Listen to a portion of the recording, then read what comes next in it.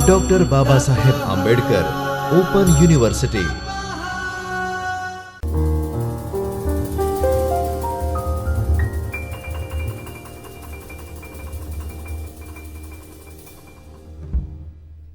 नमस्कार विद्यार्थी मित्रों, मैं doctor Shailesh Wankar, associate professor Hindi, doctor Baba Saheb Ambedkar open university Ahmedabad के चैतन्य स्टूडियो से बोल रहा हूँ। आज हम SYBA के अंतर्गत EHD 2 ब्लॉक 5 भक्ति काव्य के बारे में चर्चा करेंगे। तो मित्रों, आगे के लेक्चर में हम पद्मावत की चर्चा कर चुके हैं। जायसी रचित जो पद्मावत है उसकी पूरी की पूरी कथावस्तु को हमने देखने का प्रयास किया था और आज इस लेक्चर में हम पद्मावत की ऐतिहासिकता के बारे में विस्तार से चर्चा करेंगे कि पद्मावत की जो कथावस्तु है वो मलिक मोहम्मद जायसी ने लिखी है, लेकिन क्या वो पूर्ण रूप से ऐतिहासिक संबंध है, इतिहास से मेल खाती है या फिर काल्पनिक रचना है, वो पूरी की पूरी चर्चा करना अत्यावश्यक हो जाता है। क्योंकि कवि जब लिखता है तब वो कल्पना के आधार पर लिखता है। तो यहाँ पर कवि जायसी ने जो लिखा है उसकी कथावस्तु कहाँ तक ऐतिहासिकता से भरी हुई है और इतिहास के अलावा उन्होंने किन किन बातों की यहाँ चर्चा की है और ली है, कल्पना के आधार पर जो लिखा गया है उसकी भी हम चर्चा करेंगे। तो पद्मावत की ऐतिहासिकता, तो पद्मावत की कथावस्तु के आधार पर हम पद्मावत की कथावस्तु को प्रमुख दो भागों में बांटेंगे।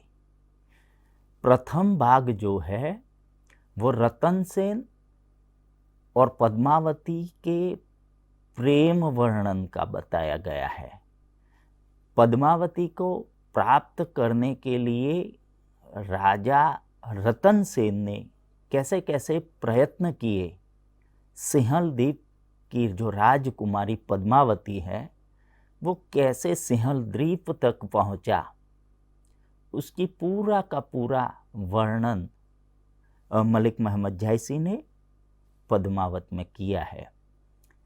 तो हमें यहाँ ये देखना है कि पद्मावत की ये जो कथा वस्तु है कि राजा रतन सेन चित्तौड़ से निकलकर एक जोगी का वेश धारण कर अपने राजकुमारों के साथ 7 समंदर पार सिंहल द्वीप पहुंचता है, तो क्या ये सही मायनों में सही है कि राजा रतन सेन सिंहल द्वीप गया था?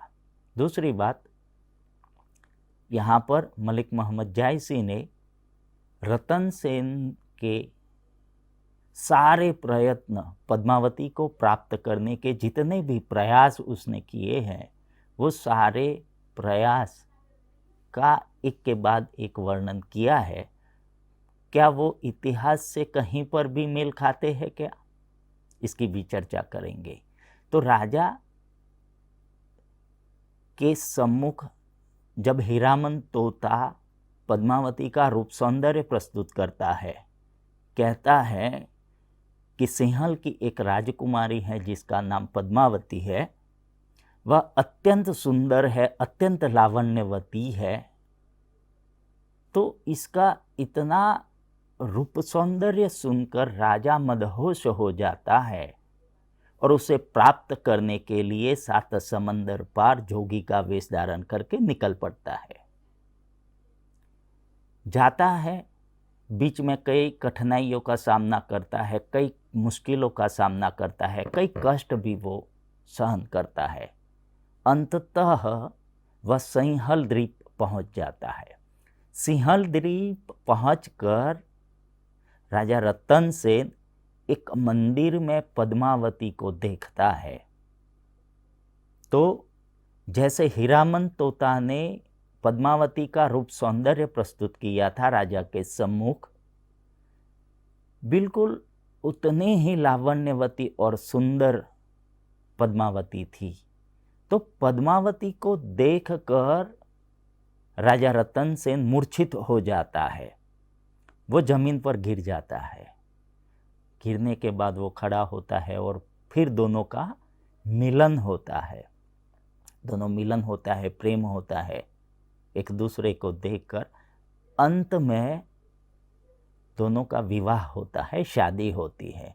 तो शादी करने के बाद राजा जो रतन सेन है वो उसे लेकर अपने राज्य की ओर चित्तौड़ लौटता है। जैसे पद्मावती सुंदर थी, उसकी सुंदरता के चर्चे सारे राज्य में फैलते हैं, राज्य के बाहर भी फैलते हैं, इतनी वो सुंदर थी। दिल्ली का शासक उन दिनों अलाउद्दीन खिलजी था। तो अलाउद्दीन खिलजी जो है वो पद्मावती के रूप सौंदर्य को सुनकर उसे प्राप्त करने के लिए रतन सेन से युद्ध करता है। चित्तौड़ में वो अपनी सैन्य के साथ हमला कर देता है। तो यहाँ जायसी ने ये हमले की बात भी बताई है। इसमें 2 बार अलाउद्दीन खिलजी हार जाता है। अंत में राजा को वो बंदी बनाता है, छल से वो राजा को बंदी बना लेता है। बंदी बना लेने के बाद चित्तौड़ पर देवपाल जो है उसे शासक के रूप में बिठाया जाता है, जो उनका संबंधी है। तो अलाउद्दीन खिलजी देवपाल के साथ भी युद्ध करता है और उसे हरा देता है। अंत में जो है खिलजी वो रतन सेन की हत्या कर देता है। हत्या करने के बाद का जो वर्णन है इसमें दोनों राजा की दोनों रानियां भी जो है वो सती हो जाती है। इसकी बात यहाँ पर पूरी की पूरी कथा वस्तु में जायसी ने दिखाने का प्रयास किया है। तो अब हमें ये देखना है कि पद्मावत की ये जो कथा वस्तु है वो कहाँ तक इतिहास संगत लगती है। तो ये जो कथा वस्तु है वो आईने अकबरी के अनुसार राजा रतन सेन के पास पद्मावत नाम की सुंदर रानी थी। आईने अकबरी में इसका उल्लेख है कि राजा रतन सेन चित्तौड़ का राजा था और उसकी जो पत्नी है उसका नाम पद्मावती था और वो अत्यंत सुंदर थी, अत्यंत लावण्यवती थी। अलाउद्दीन खिलजी ने पद्मावती को हासिल करने के लिए चित्तौड़गढ़ पर युद्ध किया था। एक बार नहीं लेकिन 2 बार युद्ध किया था। पहले युद्ध में आक्रमण में रतन सेन हार जाता है। दूसरी बार दूसरा युद्ध होता है, पहले आक्रमण में रतन सेन जो है वो राजा खिलजी को हरा देता है। खिलजी दूसरी बार युद्ध करता है तो दूसरी बार भी वो हार जाता है। अंत में खिलजी रतन सेन से संधि कर लेता है और धोखे से रतन सेन को मार देता है। ये पद्मावत का पूर्वार्ध की बात है। और उत्तरार्ध में, इसका उत्तरार्ध जो है पद्मावत का, वो पूर्वार्ध की कथा वस्तु से बिल्कुल काल्पनिक।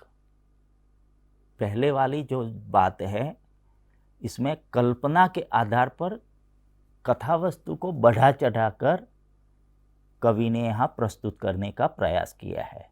उत्तरार्ध में कुछ एक भाग इतिहास सम्मत घटनाओं से मेल खाते हैं, लेकिन पूरी की पूरी जो कथा वस्तु है वो इतिहास सम्मत नहीं है।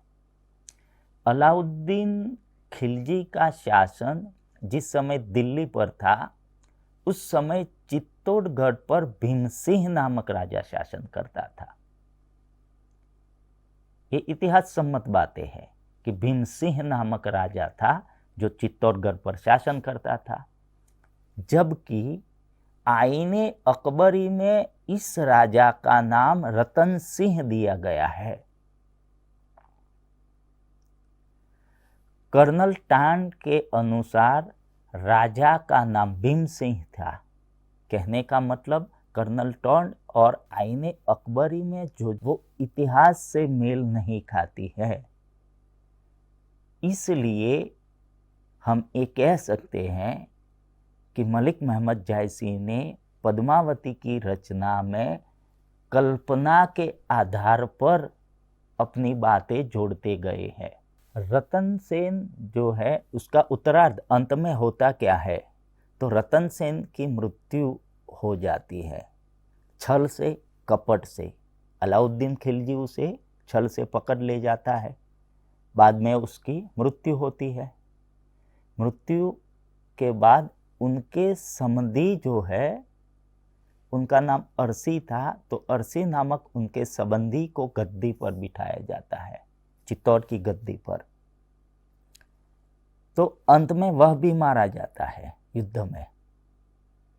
बाद में पद्मिनी जो है, उसका पति रतन सेन की मृत्यु हुई है। तो वो मृत्यु होने के बाद पद्मिनी अपनी कई रानियों के साथ जौहर कर लेती है। यह सब आईने अकबरी में वर्णित है, इसका वर्णन आईने अकबरी में किया गया है, लेकिन कर्नल टांड के इतिहास से यह मेल खाता नहीं है। यानी कि आईने अकबरी में जो वर्णन किया गया है वो और कर्नल टांड दोनों का जो इतिहास है, दोनों की कथा में विपरीतता है, यानी कि कथा वस्तु मेल नहीं खाती है। इसलिए यहाँ पर हम कह सकते हैं कि मलिक मोहम्मद जायसी ने यहाँ पद्मावत की कथा वस्तु में कल्पना का सहारा लिया है।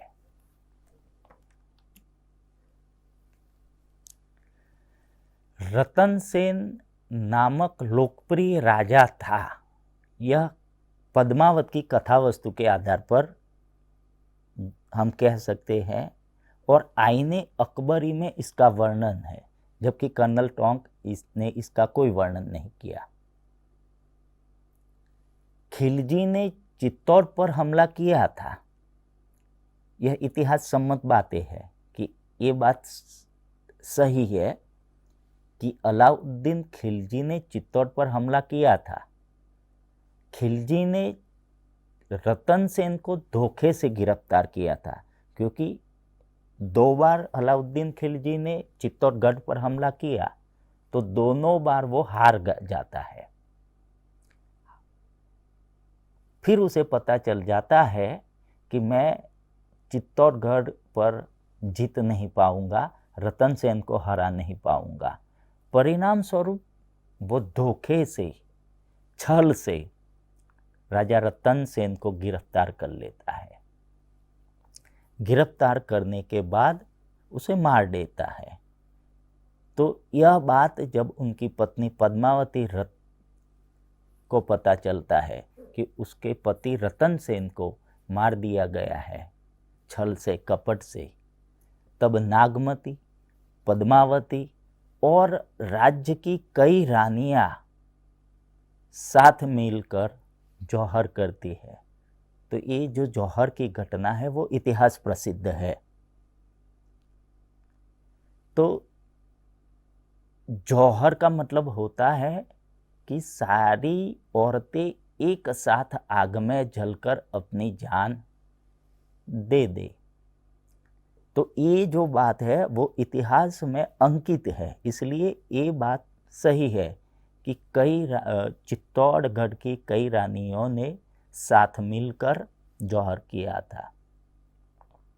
लेकिन पद्मावत में मलिक मोहम्मद जायसी ने पद्मावती को सती होने का बताया है, जबकि इतिहास कहता है कि चित्तौड़गढ़ की सारी रानियों ने साथ मिलकर जौहर किया था।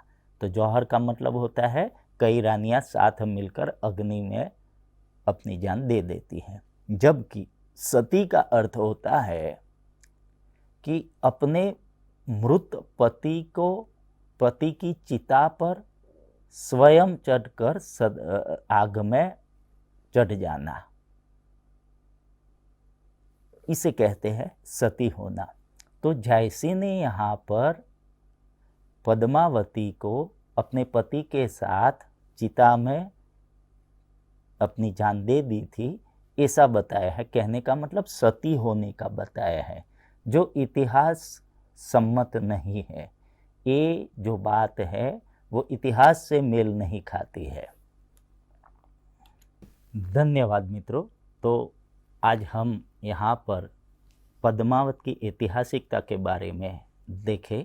बस ऐसे ही दूसरे टॉपिक के साथ जल्द ही मिलेंगे। तब तक के लिए मुझे डॉक्टर शैलेश वनकर को इजाज़त दीजिए। धन्यवाद। स्वाध्यायः परमं तप